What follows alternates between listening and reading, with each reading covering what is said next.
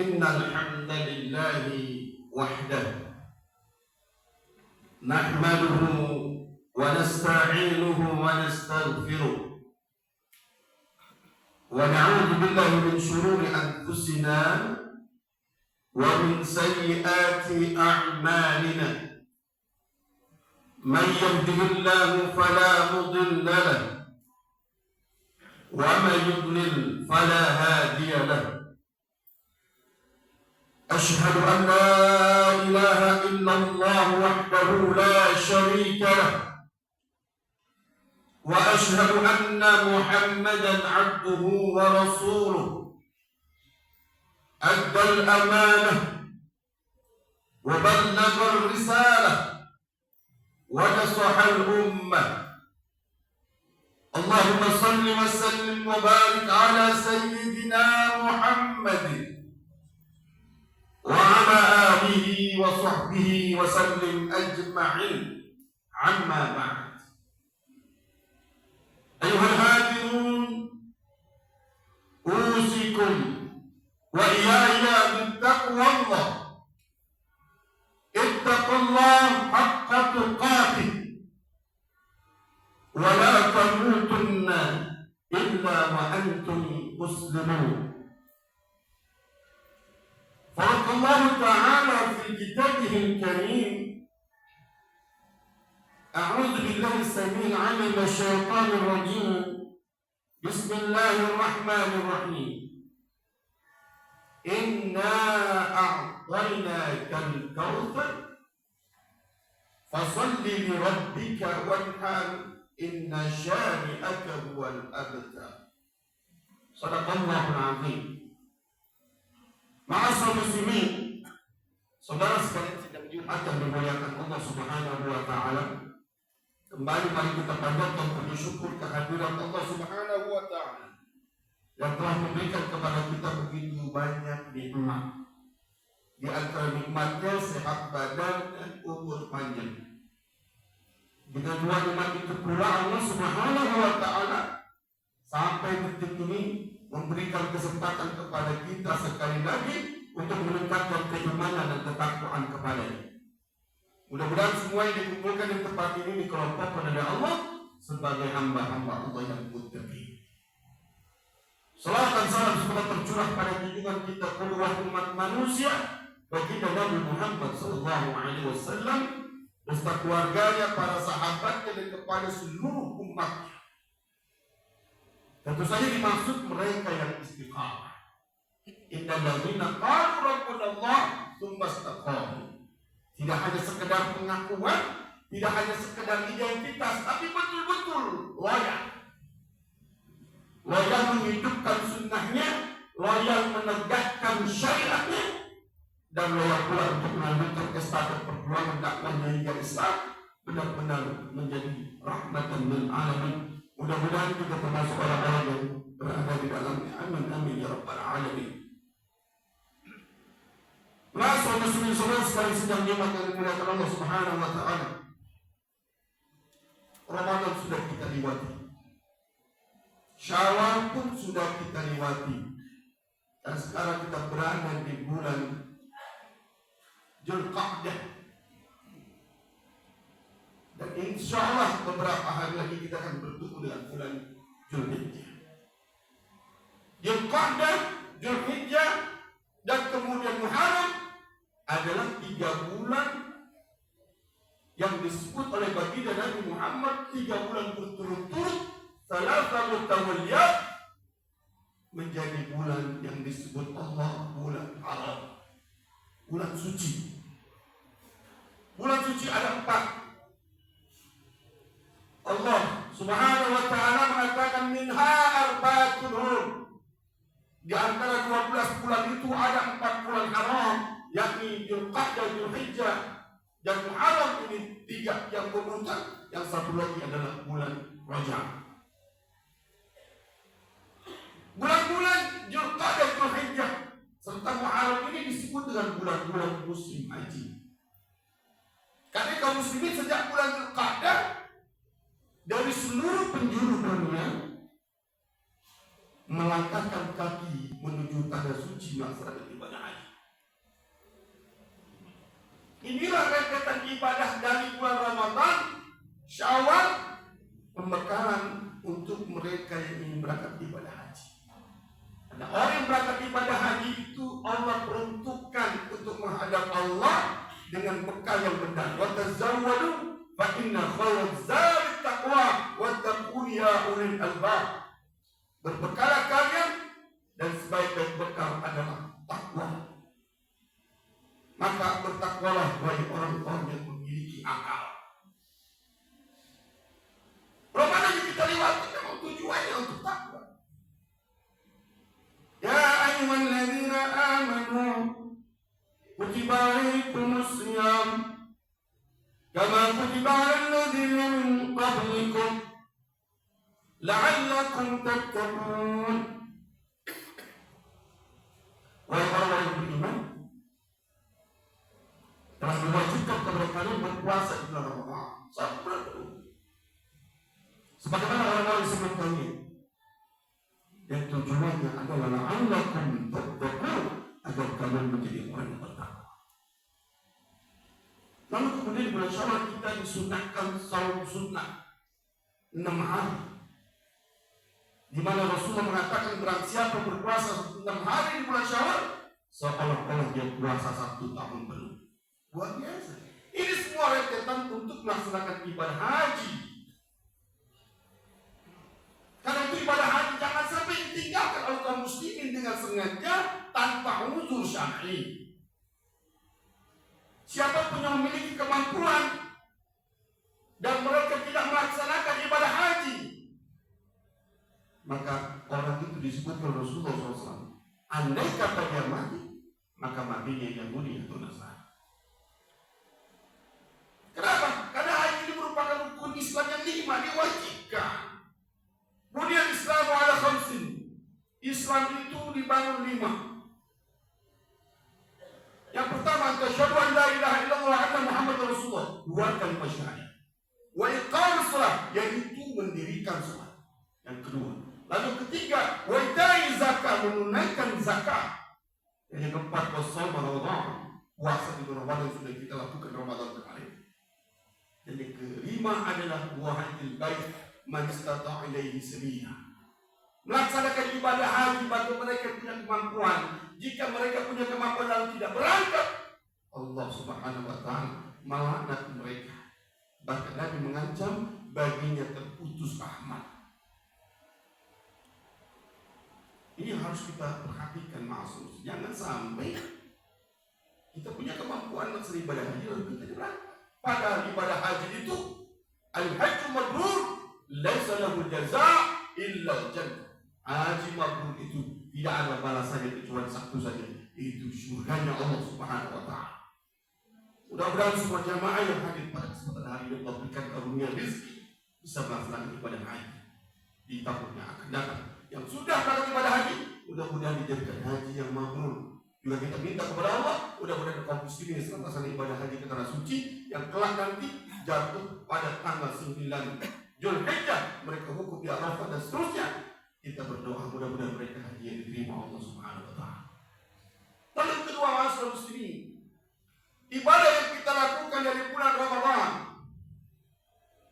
bulan Syawal, bulan Zulhijjah, di antaranya dalam rangka untuk mensyukuri nikmat Allah, yakni dengan berkurban. Sangat jelas Al-Quran telah memberikan teguran pada baginda kita Nabi Muhammad SAW. Inna a'tainakal kautsar fasalli rabbika wanhar inna syani'aka huwal abtar. Di surat Al-Kautsar ini Allah berfirman, sesungguhnya kami telah memberikan nikmat kepadamu, nikmat yang banyak. Nabi ditegur oleh Allah dengan mengatakan, kami telah memberikan nikmat kepadamu, nikmat yang banyak ya Rasulullah. Kenapa? Karena pada saat itu Nabi dapat musibah, yaitu meninggal anak beliau yang namanya Qasim, dalam sebuah riwayat usia di bawah 2 tahun. Meninggal dunia, sehingga anak Nabi tak ada satupun laki-laki yang dipanjangkan umurnya. Anak laki-laki Rasulullah ada 3 meninggal semua dalam usia balita. Maka Nabi SAW bersedih hati. Kenapa? Karena orang-orang kafir Quraisy pada saat itu mengatakan menuduh Rasulullah, menggunjing Rasulullah dengan sebutan Abtar. Terputus engkau keturunannya Muhammad. Dihinakan Nabi Muhammad SAW, dikatakan Nabi Muhammad sudah tidak ada keturunan lagi. Allah turunkan ayat ini. Inna syani'aka huwal abtar. Ya Rasulullah, keturunan yang terputus itu bukan Anda, bukan Rasul, tapi mereka. Mereka yang keturunannya terputus. Anda, engkau ya Rasulullah, maka engkau tidak terputus keturunannya. Karena keturunan daripada Islam bukan hanya nasab, tapi silsilah. Memang anak Rasulullah laki-laki meninggal semua, tapi anak perempuan yang memiliki keturunan. Walaupun dia binnya bukan pada bin Nabi Muhammad, tapi ibu mereka Hasan Hussein punya ibu yang namanya Fatimah binti Muhammad sallallahu alaihi wasallam bin Abdullah bin Abdul Muttalib dan seterusnya. Jadi silsilah keturunan Nabi SAW tetap dijaga bahkan sampai akhir zaman. Allah turunkan kelak nanti Imam Mahdi untuk membunuh Dajjal. Jadi Imam Mahdi itu disebut oleh para ulama adalah keturunan daripada baginda Nabi Muhammad SAW. Maka Allah SWT berfirman ke Rasulullah, nikmat begitu banyak, jangan kau sedih hanya satu nikmat Allah ambil. Padahal nikmat yang Allah berikan begitu banyak. Wahyu diturunkan kepadanya, kemenangan diturunkan kepadanya. Umat Islam berbondong-bondong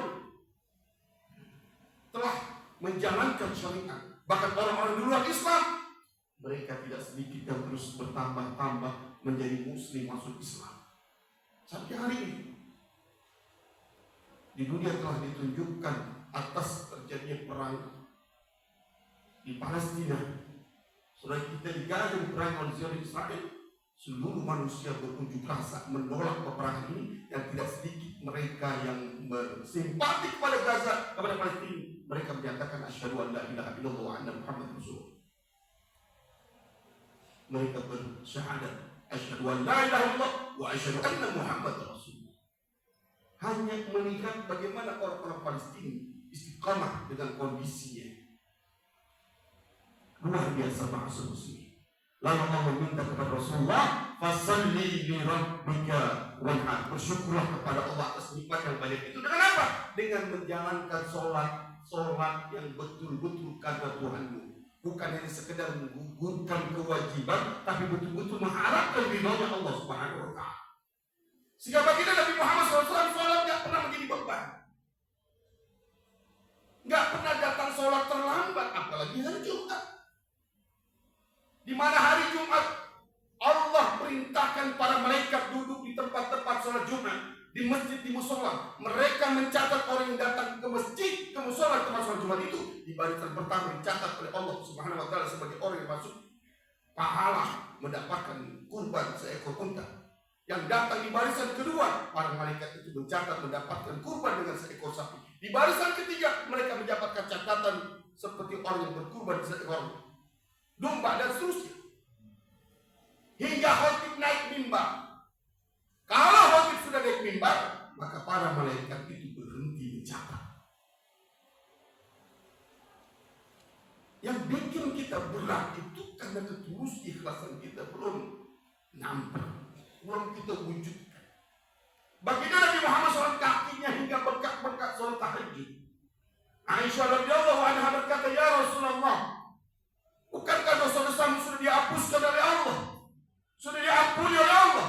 Engkau sudah dijamin dosa surga. Kenapa kau melakukan sholat hingga kakimu bengkak-bengkak ya Rasulullah? Nabi menjawab dengan kalimat yang sangat indah. Afala uhibbu an akuna abdan syakura. Ya Aisyah, apakah aku tidak pantas bersyukur terhadap Allah? Ini sholat yang dilakukan Nabi dalam rangka syukur kepada Allah. Yang kedua, wan'am, dan berkorban. Berkorban maknanya menyembelih seekor domba atau sapi atau hewan kurban di hari Nahar, Idul Adha, dan hari-hari tasyrik 11, 12, 13 Zulhijjah. Para ulama berbeda pendapat. Sebagian ulama dari mazhab Imam Maliki dan Hanafi berpendapat bahwa kurban hukumnya wajib setiap muslim. Kenapa? Karena Allah gandeng kurban itu dengan sholat. Kalau sholat 5 waktu ini fasholli li rabbika wajib, maka wanhar juga mestinya wajib.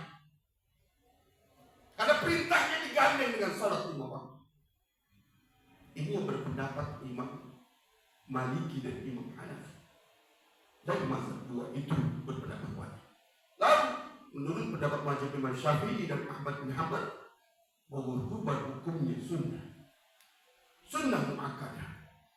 Jangan sampai orang yang punya harta, punya kesimpanan, punya uang, punya tabungan, dia tidak berkurban. Nabi mengancam barang siapa yang memiliki harta lebih, dia bisa berkurban, lalu dia tidak berkurban, maka jangan sekali-kali dekati musolaku. Tidak boleh dekat musola Nabi Muhammad, apalagi ikut sholat bersama Rasulullah. Tidak diakui sebagai jamaahnya Nabi Muhammad SAW.